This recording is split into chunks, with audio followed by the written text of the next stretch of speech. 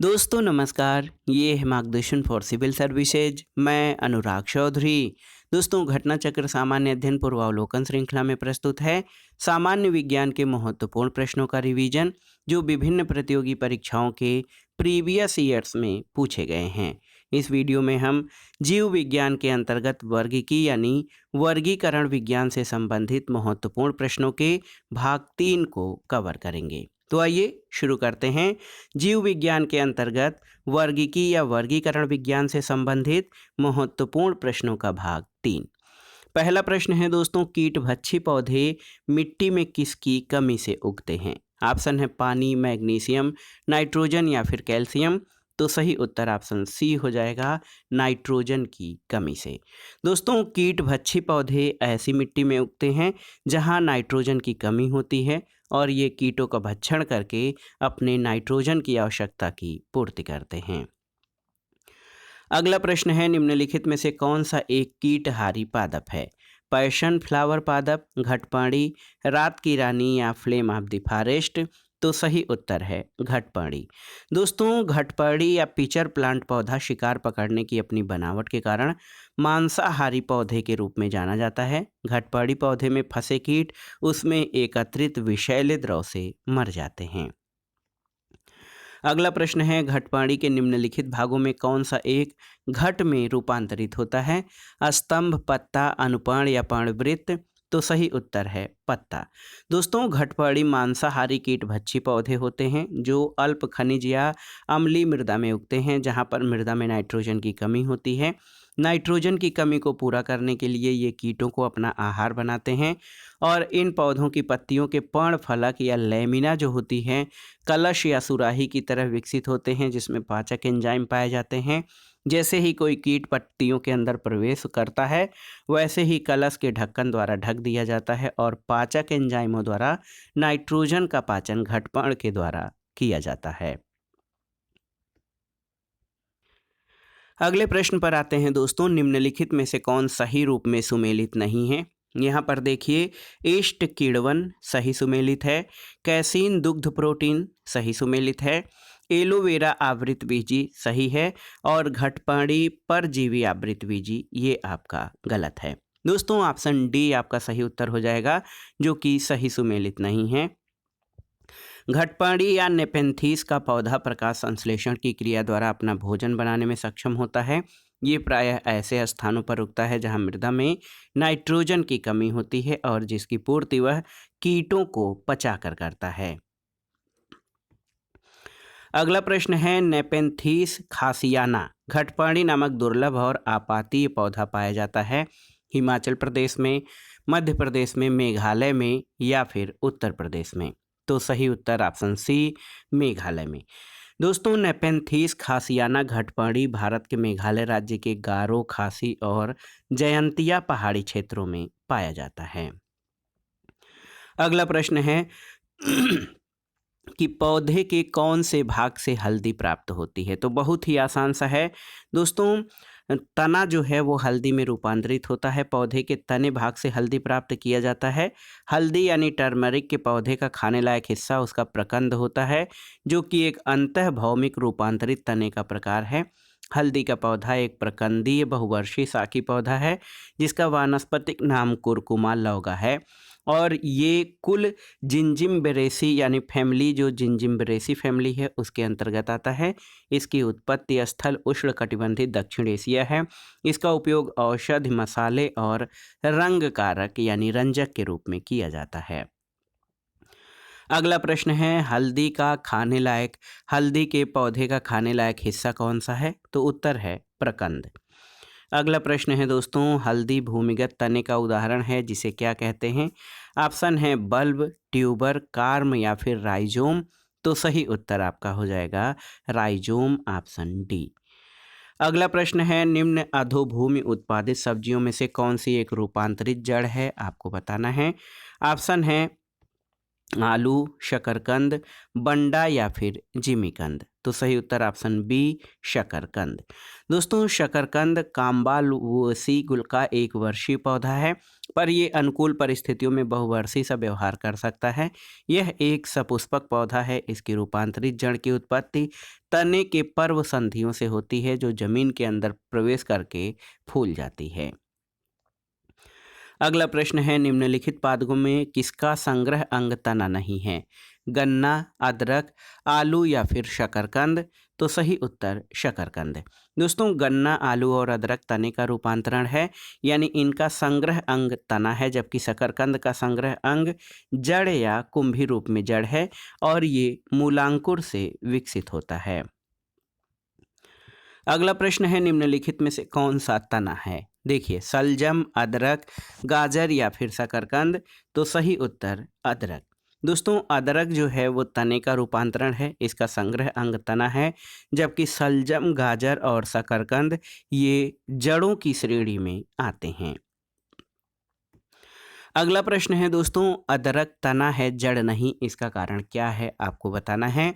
तो सही उत्तर है, इसमें नोड और इंटरनोड होते हैं। दोस्तों नोड और इंटरनोड जो होता है ये उपस्थित होना तने का विशेष लक्षण है। चूंकि अदरक में ये संरचनाएं पाई जाती हैं, इसलिए कहा जाता है कि अदरक तना है, जड़ नहीं है।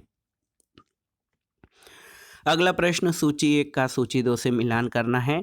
प्रकंद, तो प्रकंद में अदरक आ जाएगा। स्तंभकंद, इसमें आपका स्तंभकंद में आलू आता है। शल्ककंद, दोस्तों शल्ककंद लहसुन और घनकंद जिमीकंद या सूरन होता है। तो 3, 4, 1 और 2, 3, 4, 1 और 2 ऑप्शन सी आपका सही सुमेलित है। तो याद रखिएगा एक बार फिर से, प्रकंद अदरक है, स्तंभकंद आलू है, शल्ककंद लहसुन और घनकंद ये जिमीकंद या सूरन होता है। अगला प्रश्न है दोस्तों, निम्नलिखित में से कौन सा रूपांतरित स्तंभ है आपको बताना है। गाजर, शकरकंद, नारियल या आलू। तो सही उत्तर आलू। दोस्तों आलू या पोटैटो ये एक अंतः भौमिक रूपांतरित स्तंभकंद है, जिसमें भोजन का संचयन होता है और इसका प्रयोग भोज्य पदार्थ के रूप में किया जाता है। इसमें अनेक कलिकाएं पाई जाती हैं जो वृद्धि कर नए पौधे का रूप ले लेती हैं। आलू की आँखें पर्व संधियों को प्रदर्शित करती हैं, जिससे नए पौधों का विकास होता है। अगला प्रश्न है, आलू क्या है? तो आलू दोस्तों कंद है, ऑप्शन सी आपका सही उत्तर है। अगला प्रश्न है, मटर पौधा है, शाक, पुष्प, झाड़ी या इनमें से कोई नहीं। तो सही उत्तर है मटर शाक है। दोस्तों मटर का पौधा एक द्विबीजपत्री शाक के अंतर्गत आता है, आप जान लीजिए। और ये एक वर्षीय पौधा होता है। इस पौधे का तना कमजोर होता है, इसके सहारे के लिए प्रतान पाए जाते हैं और यह कुल लेग्यूमिनेसी के अंतर्गत आता है। तो याद रखिएगा मटर जो है ये शाक है। अगला प्रश्न है, लौंग है क्या? तना की गांठें, जड़ की गांठें, बंद कलियां या फिर बीज। तो सही उत्तर है लौंग जो है वो बंद कलियां या पुष्पकलिका है। इनका उपयोग मसाले, औषधियों, भोज्य पदार्थ आदि के रूप में किया जाता है। और लौंग के पौधे का वानस्पतिक नाम साइजीजियम एरोमेटिकम है, जो कि कुल मिर्टेसी के अंतर्गत आता है। इसका जन्म स्थल इंडोनेशिया को माना गया है और इसका उपयोग समस्त विश्व में किया जाता है।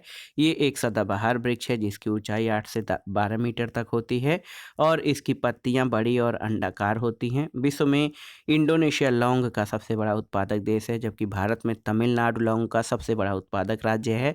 इसके बाद कर्नाटक और केरल का स्थान आता है।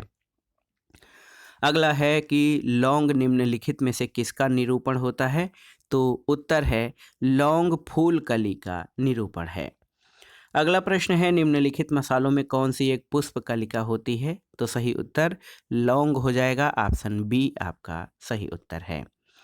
अगला प्रश्न है, लौंग है तो लौंग क्या है? तने की गांठें, जड़ की गांठें, पत्तियां या सूखे फूल।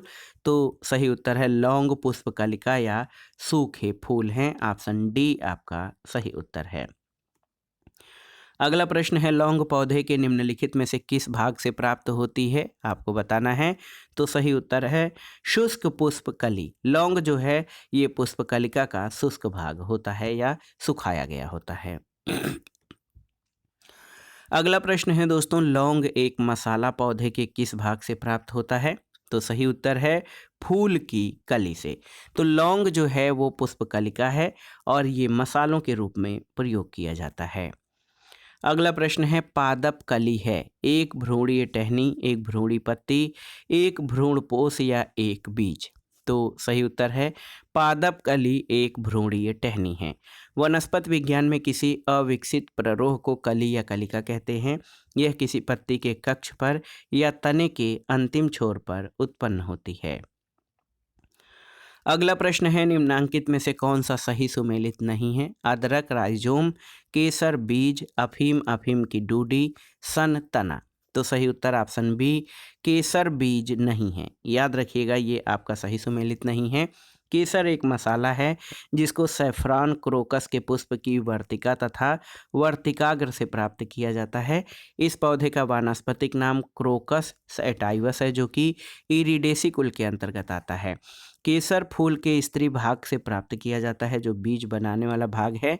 यह एक पुष्पीय बहुवर्षीय पौधा है। केसर का स्वाद तीखा होता है। इसमें सैफरनाल और पिक्रोक्रोसिन नामक रसायन पाया जाता है। इसका उपयोग औषधि और भोज्य पदार्थ को स्वादिष्ट और सुनहला बनाने में किया जाता है। अगला प्रश्न है, केसर होता है सूखा मिश्रण किसका? तो सही उत्तर है फूल के बीज बनाने वाले भागों का सूखा मिश्रण होता है केसर। अगला प्रश्न है, नीचे दिए गए पौधों और उनके खाद्य भाग के युग्मों का कौन सा सही सुमेलित नहीं है? देखिए, अदरक का प्रकंद खाया जाता है, सही सुमेलित है। प्याज का मांसलपर्ण सही है। आलू का मूल ये सही नहीं है और नारियल का भ्रूणपोष। आलू का मूल क्यों नहीं सही है? क्योंकि आलू का खाने वाला भाग जो है कंद या रूपांतरित तना होता है, न कि जड़। तो ऑप्शन सी सही उत्तर हो जाएगा जो कि सही सुमेलित नहीं है। अगला प्रश्न है, आलू का कौन सा भाग खाने योग्य होता है? तो ऑप्शन देखिए, तना, बीज, जड़ या फल। तो सही उत्तर है आलू का जो खाने योग्य भाग है वो तना है, न कि जड़। याद रखिएगा। अगला प्रश्न है, निम्नलिखित में से कौन सा एक फल है? आलू, मूली, भिंडी और शकरकंद? तो सही उत्तर है भिंडी। दोस्तों, भिंडी या लेडीज फिंगर जिसको ओक्रा कहा जाता है, ये पौधे का एक पुष्पीय पादप है जिसका वानस्पतिक नाम एबेल मोस्कस एस्कुलेंटस है। इसका फल कैप्सूल प्रकार का होता है जिसमें बीजों की संख्या अधिक होती है और इस फल का संपूर्ण भाग खाया जाता है। अन्य विकल्पों में आलू का खाया जाने वाला भाग तना और मूली का जो है मूली और शकरकंद के जड़ खाए जाते हैं। भिंडी जो है फल की श्रेणी में आता है। अगला प्रश्न है, निम्नलिखित में से कौन एक सच्चा फल नहीं है? सेब, अंगूर, खजूर, आलू बुखारा? तो सही उत्तर है सेब। दोस्तों, जब फल के निर्माण में अंडाशय के अलावा कुछ अन्य भाग भी शामिल हों तो ऐसे फल को फॉल्स फ्रूट या असत्य फल कहते हैं। सेब, काजू और नाशपाती आदि ये असत्य फल के उदाहरण हैं। अगला प्रश्न है दोस्तों, फलों का वह प्रकार जिसमें लीची को रखा जा सकता है वो क्या है? ऑप्शन है डूप, हेस्पेरिडियम, नट या एक बीजीय बेरी? तो सही उत्तर है डूप। दोस्तों, लीची एक उष्णकटिबंधीय फल है। ये सोप बेरी परिवार का सदस्य है। यह एक प्रकार का ड्रूप होता है। ड्रूप ऐसे फल को कहते हैं जिसके बाहरी छिलके और गूदे के अंदर एक सख्त गुठली हो। अगला प्रश्न है दोस्तों, लहसुन की अभिलाक्षणिक गंध का कारण क्या है? क्लोरो यौगिक, सल्फर यौगिक, फ्लोरीन यौगिक या एसिटिक अम्ल? तो सही उत्तर है सल्फर यौगिक। दोस्तों, लहसुन या गार्लिक की अभिलाक्षणिक गंध का कारण गंधक यौगिक सल्फर होता है। इसके अलावा प्याज, सरसों के तेल आदि में भी सल्फर पाया जाता है। लहसुन का तेल वाष्पशील और महत्वपूर्ण होने के कारण सक्रिय गुण रखता है। इस तेल में सल्फर की प्रचुर मात्रा पाई जाती है जबकि ऑक्सीजन का अभाव होता है। लहसुन का उपयोग स्वेदजनक, मूत्रवर्धक, कफ निवारक, उत्तेजक आदि रूपों में किया जाता है। अगला प्रश्न है, प्याज के छिलके उतारने पर आंसू आ जाते हैं क्योंकि प्याज निष्कासित करते हैं क्या? तो सही उत्तर हो जाएगा सल्फेनिक अम्ल। सल्फेनिक, यहाँ पे देखिए ऑप्शन में सल्फोनिक है, ये गलत हो जाएगा, सल्फेनिक। दोस्तों याद रखिएगा, प्याज काटने पर सिंथेज नामक एंजाइम निष्कासित होता है। सिंथेज एंजाइम प्याज में उपस्थित सल्फॉक्साइड एमिनो अम्ल को सल्फेनिक अम्ल में परिवर्तित कर देता है। अस्थायी सल्फेनिक अम्ल अपने को पुनः व्यवस्थित करके सिन प्रोपेनथाइल एस ऑक्साइड का निर्माण करता है, जो कि आंसू उत्पन्न करता है। अगला प्रश्न है दोस्तों, मिर्च की तीक्ष्णता या तीखेपन का कारण क्या है? तो उत्तर है कैप्साइसिन की उपस्थिति। दोस्तों मिर्च का तीक्ष्ण या तीखा स्वाद एक क्रिस्टली पदार्थ कैप्साइसिन की उपस्थिति के कारण होता है। अगला प्रश्न है, लाल मिर्च तीखी होती है क्योंकि उसमें उपस्थित होता है क्या? तो आप जान लीजिए, लाल मिर्च के तीखेपन का कारण एक रसायन है जिसको कैप्साइसिन कहते हैं। ऑप्शन बी आपका सही उत्तर है। अगला प्रश्न है, फलों के मीठे स्वाद का कारण क्या है? माल्टोज, राइबोज, लैक्टोज या फ्रक्टोज? तो सही उत्तर है फ्रक्टोज। दोस्तों फ्रक्टोज को फल शर्करा भी कहा जाता है। इस प्रकार की शर्करा मुख्यतः फलों में पाई जाती है, जिसके कारण फलों का स्वाद मीठा होता है। फ्रक्टोज एक मोनोसैकेराइड होता है। अगला प्रश्न है, निम्नलिखित में से किस समूह के जीवों का डूबने से हुई मृत्यु का पता लगाने में महत्व है? ऑप्शन है लाइकन, प्रोटोजोआ, साइनोजीवाणु या डायटम। तो सही उत्तर ऑप्शन डी डायटम। दोस्तों एक कोश की डायटम जीव समूहों का प्रयोग सालुइन 350 परीक्षण में डूबने से हुई मृत्यु का पता लगाने में किया जाता है। ऑप्शन डी आपका सही उत्तर है। अगला प्रश्न है, सहतूत का फल है सोरोसिस, साइकोनस, समाग या नट? तो सही उत्तर आपका हो जाएगा सोरोसिस। दोस्तों सहतूत का फल सोरोसिस कहलाता है। यह एक प्रकार का बहु मिश्रित फल होता है। अनानास तथा कटहल के फल भी सोरोसिस कहलाते हैं। अगला प्रश्न है, निम्न रेशों में से कौन पौधे के तने का उत्पाद नहीं है? आपको बताना है। ऑप्शन है सन, पटसन, जूट या कपास। तो सही उत्तर क्या हो जाएगा? सही उत्तर ऑप्शन डी कपास हो जाएगा। दोस्तों सन, पटसन और जूट के तनों की रेटिंग से रेशा प्राप्त किया जाता है, जबकि कपास या काटन को फलों के भीतर बीज के बीजावरण से लगी रेशों को प्राप्त करते हैं, जो दो प्रकार के होते हैं। एक बड़ी जिसे लिंट रेशा कहते हैं और दूसरी छोटी जिसे फज रेशा कहते हैं। लिंट रेशे व्यापारिक तौर पर अधिक महत्वपूर्ण होते हैं, जबकि फज रेशे कम महत्वपूर्ण होते हैं। अगला प्रश्न है, निम्नलिखित में से कौन सा अनाज मानव निर्मित है? देखिए सेकेल सीरियल, पोमैटो, ट्रिटिकेल या उपर्युक्त में से कोई नहीं। तो सही उत्तर ऑप्शन सी ट्रिटिकेल। दोस्तों ट्रिटिकेल मानव निर्मित अनाज या धान्य है जो कि प्रकृति में नहीं पाया जाता। वैज्ञानिकों ने इस संकर पौधे को प्रयोगशाला में गेहूं यानी ट्रिटिकम और राई यानी सिकेल को परस्पर संकरण करके बनाया है। इस संस्करण में गेहूं के मादा और राई के नर भाग का उपयोग किया जाता है। इसका अनाज मूलतः स्वीडन और स्कॉटलैंड द्वारा उत्पन्न किया गया है। इसको पशुओं के चारे के रूप में उगाया जाता है और इससे रोटी अच्छी नहीं बनती है। अगला प्रश्न है, निम्नलिखित में से कौन सा मानव निर्मित धान्य है जो प्रकृति में नहीं पाया जाता है? तो सही उत्तर ट्रिटिकेल ऑप्शन सी हो जाएगा। अगला प्रश्न है, प्रकृति में निम्नलिखित में से किस जीव का या किन जीवों की मृदा विहीन सतह पर जीवित पाए जाने की सर्वाधिक संभावना है? फर्न, लाइकेन, मांस और छत्रक। तो सही उत्तर हो जाएगा लाइकेन और मांस। देखिए ऑप्शन सी आपका सही उत्तर हो जाएगा। 2 और 3 सही हैं। दोस्तों आप जानते हैं कि लाइकेन थैलोफाइटा समूह के सदस्य हैं, जो कवक और शैवाल दोनों से मिलकर बनते हैं। इसमें कवक और शैवाल का संबंध परस्पर सहजीवी जैसा होता है। कवक खनिज, जल, लवण, विटामिन शैवाल को देता है और शैवाल प्रकाश संश्लेषण द्वारा कार्बोहाइड्रेट का निर्माण कर कवक को देता है। इस तरह लाइकेन के विकास के लिए मिट्टी आवश्यकता तो नहीं है। मांस एक बिना पुष्प वाला पौधा है जिसमें तने और पत्ते होते हैं और ये बीजाणु उत्पन्न करते हैं, परंतु इनमें कोई स्पष्ट मूल जड़ संरचना नहीं होती है। छाया और नमी मिलने पर ये कहीं भी उग सकते हैं। अगला प्रश्न कथन और कारण से संबंधित है। कथन है कि मरुस्थलीय पौधों के जड़ तंत्र काफी लंबे होते हैं। बिल्कुल सही है। और कारण है मृदा का उच्च तापमान जड़ विकास को प्रोत्साहित करता है, ये आपका सही नहीं है। तो दोस्तों यहाँ पर ए सही है किंतु आर गलत है। ऑप्शन सी आपका सही उत्तर हो जाएगा। अब देखिए, मरुस्थलीय पौधों के अंतर्गत कैक्टस, मदार, घीक्वार आदि पौधे आते हैं जो कि शुष्क वातावरण में अपना जीवन चक्र पूर्ण कर लेने की क्षमता रखते हैं। और इन पौधों में जड़ तंत्र या रूट सिस्टम मृदा से जल की खोज के लिए काफ़ी लंबे हो जाते हैं और इनके तने छोटे, रूपांतरित और कभी-कभी भूमिगत होते हैं। अगला प्रश्न है, मरुस्थलीय पौधों की जड़ें लंबी होती हैं, इसका कारण क्या है?